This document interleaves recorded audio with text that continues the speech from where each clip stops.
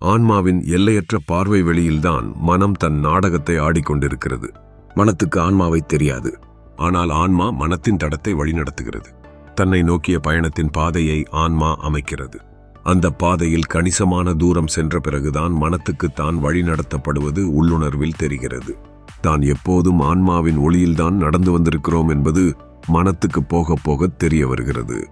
ஆன்மா தன் மென்குரலில் மனத்திடம் பேசிக்கொண்டுதான் வருகிறது. மனத்தின் குரலில் ஆர்ப்பாட்டம் இருக்கும், அகங்காரம் இருக்கும், அவசரம் இருக்கும்.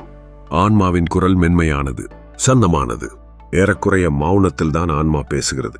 மனத்தின் கூச்சலில் முதலில் ஆன்மாவின் குரல் வெளித்தெரியாமல் இருக்கிறது. மனம் தன் துன்பத்தின் வெப்பம் தாங்காமல் கொஞ்சம் கொஞ்சமாக அடங்கத் தொடங்குகிறது. மெல்ல மெல்ல ஆன்மாவின் குரல் மெதுவாக கேட்கத் தொடங்குகிறது. மனம் விழித்துக் கொள்ளத் தொடங்குகிறது. ஆன்மாவின் மென்குரல் இப்போது தெளிவாக கேட்கிறது. அது சொல்லும் உண்மைகள் வெளிச்சமாகின்றன.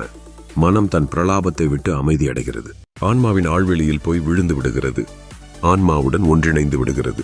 இதோ ஆன்மாவின் குரல். மனத்திடம் ஆன்மா சொல்லும் ரகசியங்கள். என் ஒளியில்தான் நீ எல்லாவற்றையும் பார்த்து கொண்டிருக்கிறாய். ஆனால் இதுவரை என் ஒளியில் தெரியும் பொருள்களை பார்த்து வந்திருக்கிறாயே ஒழிய அந்த ஒளியை நீ பார்க்க விழையவில்லை. இப்போது அதற்கான காலம் வந்துவிட்டது.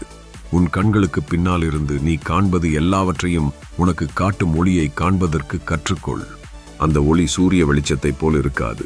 எல்லா நிறங்களும் வெண்மையில் அடக்கம். ஆனால் அந்த வெண்மையே என்னுள் அடக்கம். அதனால் என் ஒளி ஊனக் கண் கொண்டு பார்க்கும் ஒளியைப் போல் இருக்காது. என் ஒளி எதன் மீது பட்டாலும் அதன் பிரதிபலிப்பில் எல்லாம் தெரியும்.